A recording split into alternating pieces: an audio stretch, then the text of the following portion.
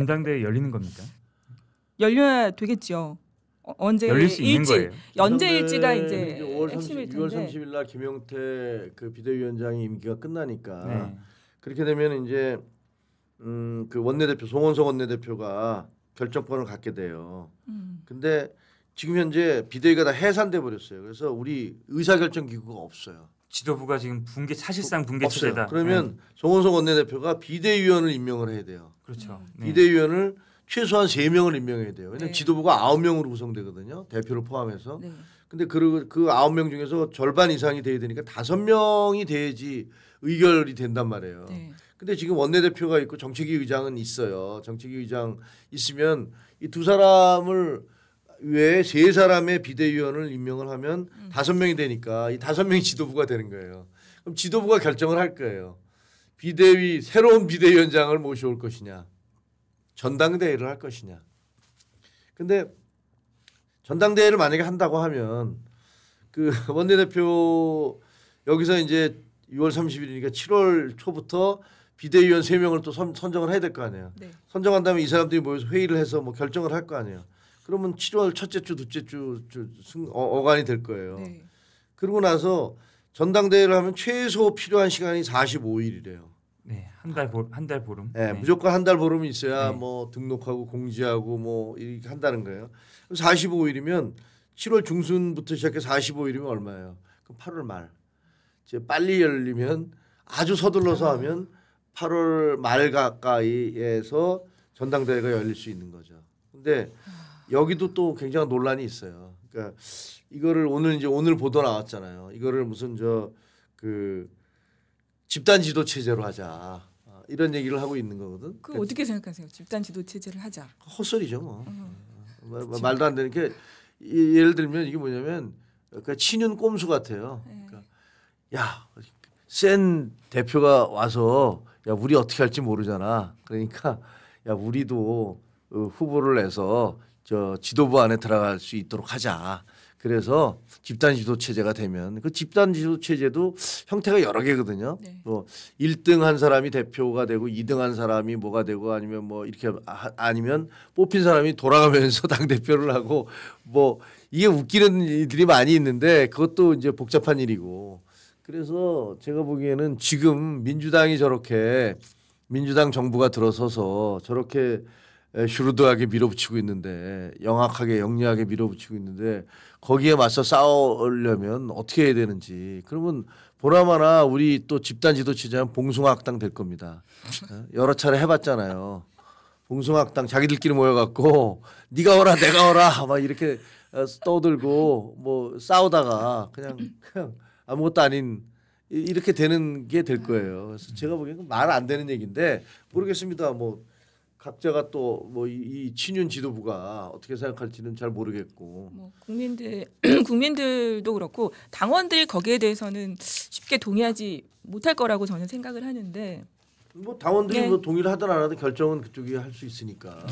지금은 제가 봤을 때 그 예전에 하던 방식으로 지도부가 독단적으로 무언가를 밀어붙인다 20%의 지지율로 굉장히 힘들 것 같은데요. 다시 회생을 할 수 있겠습니까? 우리 국민의힘이?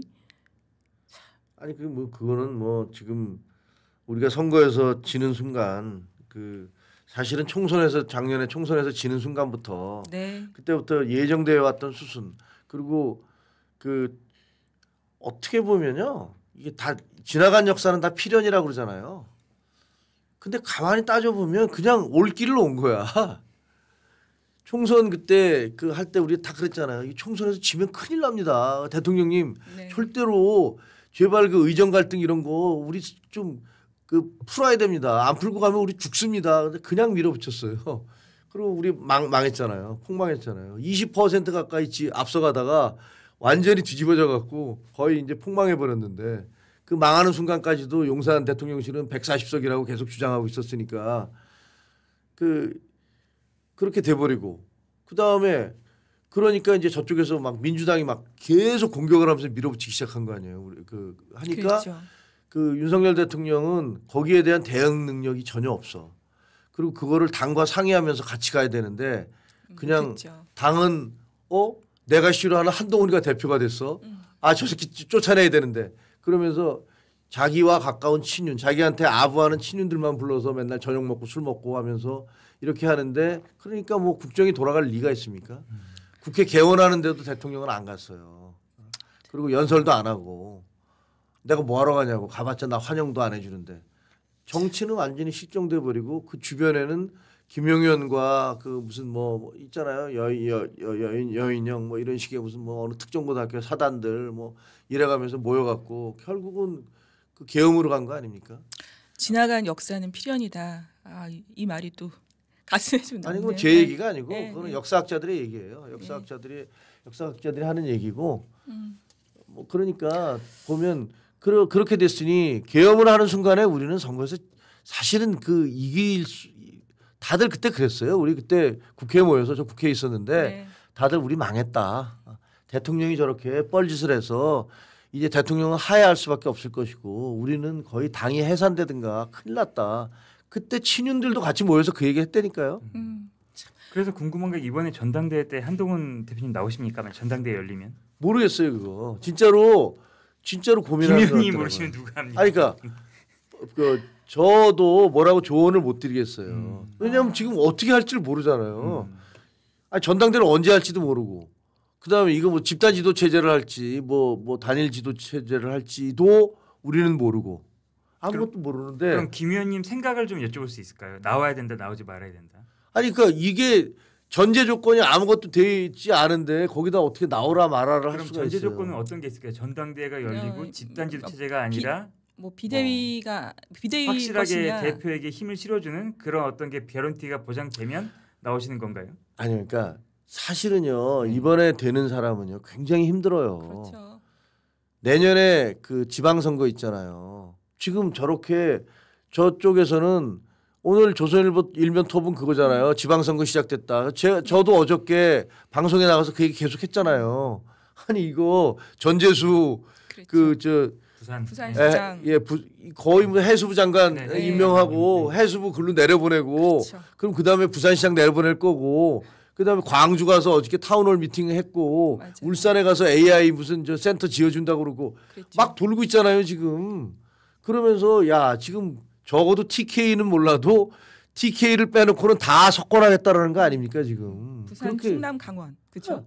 그렇게 나오고 있는데 거기서 어떤 사람이 지금 당 대표 솔직히 말해서 전 개인적으로는 제발 와서 해주세요라고 해도 야 와서 진짜 목숨 걸고 싸워야 되는데 이제 그럴 판인데 거기다 놓고서 아유 야 우리 거 뭐 좀 챙겨주고 말이야 뭐 저도 솔직히 나가시라고 그 어드바이스를 하고 싶은 생각이 없어요.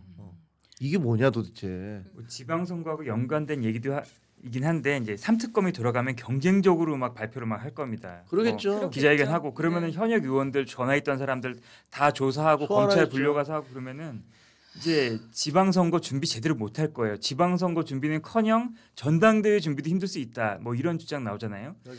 근데 그러면서도 이러한 난계를 뭐 개선 없이 뭐 이런 거 산수 이런 거 하지 말고 나와서 헌신하고 희생하는 모습을 한동훈 전 대표나 혹은 김문수 전 후보님께서 나오셔서 해야 된다. 이런 주장 계속 나오고 있지 않습니까? 그러니까 그건 뭐 얼마든지 할 수 있는 주장이라고 생각해요. 그렇게 요구할 수도 있고. 근데 그 결정은 본인들이 하는 거예요. 그렇죠. 본인들이 하는 거고. 지금 그래서 그 가장 관심을 받는 두 분이 한동훈 전 대표 그리고 김문수 전 후보 장관 이 두 분이 또 굉장히 어떤 행보를 보일 것이냐 나올 거냐 말 거냐 질문 많이 받으시거든요. 근데 그 뉴스 봤습니다. 그 김문수 전 후보 전 장관께서 경남지사 노리고 있다. 이건 맞는 건가요? 경북지사. 경북지사. 네네. 그게 어저께 네. 장성철 씨가 한판 맞아요. 승부에 네네. 저 한판 승부에 나와서 한 얘기 네. 아니에요. 네네. 근데 저도 그 맞아? 그랬더니 맞다고 주장을 하던데. 아유. 그래서 저는 그건 아닙니다. 그냥 말이 안 된다고 생각해요. 그렇죠. 말이 안 되는 게 그 대선 후보를 나왔던 분이 네, 맞아요. 그리고 그 논리가 그거잖아요. 주변 분들이 뭔가 자리를 만들어야 되니까 내 고향이고 그러니까 되기 쉬운 쪽으로 가겠다라는 근데 그 말이 되겠습니까? 그렇죠. 그건 저는 말이 안 되는 것 같고요. 맞아요. 저는 그거는 전혀 근거 없는 얘기라고 제가 또 자신 있게 얘기할 수 있습니다. 딱 아유, 김은수 그거 어떻게 김은수 알아요? 후보님하고 통화하셨나요? 그건 자신 있게 얘기할 수 이 있습니다. 세상에 자신 있는 거 없더라고요. 아, 내가 뭐 저 지금 비상계엄 뭐 한다고 민주당이 그랬을 때 야 그 미친 소리 좀 하지 마. 어? 비상계엄하면 내가 앞장서서 땡카페 쓸게. 뭐 이랬는데 비상계엄 하더라고. 나 진짜 너무 충격받았어요. 물론 정치에 뭐 내일을 어떻게 알겠습니까, 그렇죠? 그건 맞습니다만 제가 아는 한 현재까지는 전혀 근거 없는 얘기다. 예, 이렇게 얘기를 할 수 있을 것 같고 한동훈 전 대표랑 최근에 혹시 만나신 적이 있습니까? 궁금하네요. 저도 왜요? 그런 질문 그럼 많이 받아요. 사적인 문제라 얘기할 필요가 없어. 어제 만나셨구나. 아니요. 아니 그제? 미국에서 온 지가 이틀 됐거든요. 이게 이틀 전에 오자마자 만나신 거 아니에요? 네, 통화만 했습니다. 뭐라고 예. 하시던가요? 뭐에 대해서? 당 대표. 전국에 이런저런 대해서. 얘기했습니다. 이런저런 얘기했는데 네. 그건 그거고. 아이 그래도 내가 그걸 왜 여기서 통화했으면 얘기해야 한 말씀 돼요? 해주셔야죠. 제일 여기서. 궁금하니까. 뭐 궁금한 게 뭐 있어요? 얘기했잖아요. 뭐 정말로 여러 가지 고민을 하고 있다고. 어떻게 하면 보수가 괴멸되지 않고 살아남을 수 있을 것인가. 거기서 내가 어떤 역할을 해야 될 것인가. 그런 걸 고민하고 있다고요. 개인적인 사적인 이해관계는 사실은 별 의미가 없어요. 그리고 좀 저는 약간 좀 화도 나요. 당이 이 모양 이 꼴 되는데 지 밥그릇만 챙기겠다고 대구 뭐 경북에는 10명의 후보가 득식을 된다. 그런 보도 볼 때마다 정말 화가 나요. 근데 그 득실된다는 게 실제로 그런 움직임이 있는 겁니까? 보도에 나오면 뭐 누구 해서 누구는 뭐 하겠다고 지금 가서 뭐 하고 하겠다는 있고. 입장을 뭐 하고 움직임도 있고 뭐 그렇다는 거 아니에요? 아니 뭐 민주당 쪽에서는 확실히 뭐 운동을 시작한 것 같아요. 움직임이 포착된 건 맞는 것 같은데 우리 쪽에서 지금 그럴 만한 여력이 있나 싶어서요. 아니 다른 쪽은 지금 아무것도 못 하고 있다니까요. 근데 아. 그 대구 경북만 지금 대구, 그러고 경북만. 있으니까 그 어떻게 보면 거기가 무주공산이 됐죠. 대구시장은 홍준표 시장이 빠졌고 그다음에 그 이철우 시장 그 경북지사는 다음에 안 나오신다고 얘기를 했기 때문에 그렇게 관측되고 있기 때문에 그게 두 개가 이제 무주공산이 됐으니까 그리고 보면은 정치적 이해관계를 따지면 지금 현재 야당으로 얼마나 힘들어요. 국회에서 압도적인 다수를 차지하고 있는 여당과 맞서 싸워야 되는데 그 힘드니까 그 자기 지역에 가서 맹주 노릇하고 있으면 나중에 또 편하죠. 그러니까 그런 것들 생각을 할 거예요. 그 홍준표 전 시장님 얘기가 나와서 홍준표 전 시장께서 돌아오셨죠. 돌아오셔서 뭐 글을 올리신 걸 보니까 이게 뭐 이제 정치에서 떠나시겠다고 하셨는데 다시 돌아오시려는 건가?라는 저는 생각이 들던데. 이미 돌아오셨잖아요. 아니 돌아오신 걸로 보시는군요. 아니 이미 돌아오셨죠. 돌아온 지 한참 된 거 아닌가요? 그러면 본인이 저기 정계 은퇴한다는 거는 내가 국민의힘에서 나간다는 얘기지 아주 정치를 그만둔다는 거 아니다라는 식의 입장 변경을 하신 거고 그다음에 그 이후에 하와이에 가서도 계속 정치적 발언을 하셨는데 뭐 정치 맞죠. 돌아온 빨간색 정치를 그만둔 적이 파란색 없어요. 넥타이 그만둔 적이 탈당은 없다. 하셨지만 정치는 계속 하셨다고. 네, 정치를 그만둔 적이 없어요. 정치라는 게 결국 말과 타이밍인데 어떤 시점에 어떤 얘기를 하느냐가 정치예요. 뭐 정치 딴 거 없다고요. 근데 그런 면에서 보면은 본인의 어떤 목소리를 계속 내고 있기 때문에 그분은 정치를 계속 해온 거죠. 그 어떤 역할을 정치에서 하시려고 하시는지 국힘이 아닌 그것도 참 궁금하긴 하네요. 뭐 국민의힘이 망하고 그다음에 뭐 이준석 당하고 합당을 해서 새로운 보수당을 만들어서 본인이 맹주가 되고 다음에 대통령 선거에 한 번 더 나오고 그게 본인의 계산 아니겠어요? 그러겠죠 뭐. 거대한 플랜. 그 거대한 거 장기전 아니고 플랜. 뭐 그냥 그분은 원래 그러실 것 같은데 아니 그거 정치인들 다 그러신 거 아니에요? 거기까지 저는 생각하실 줄은 뭐 그러실 수도 있죠. 홍준표 전 시장님이라면 충분히 뭐 가능한 또 상황이 아닌가 싶은데요. 이제 뭐 맞춰야 될 시간이 좀 온 것 같은데 제가 개인적으로 뭐 네. 언론계 궁금한 선배님이 거요. 하셔가지고 네. 요즘 같은 상황이면 그냥 언론 뉴스 계속 남지 정치 괜히 했다 뭐 이런 생각 좀 들진 않으세요? 그렇지는 않고요. 그냥 살아보니까 사람들이 그 자기가 원하는 일만 하면서 사는 건 아니잖아요. 네. 우리가 출입처 기자 있을 때도 해보잖아요. 사회부에 있다가 정치부에 있다가 무슨 뭐 특파원도 하고 뭐 출입처가 이렇게 막 바뀌는데 그때마다 느끼는 게 출입처가 바뀌면 직장이 바뀌는 거하고 똑같아요.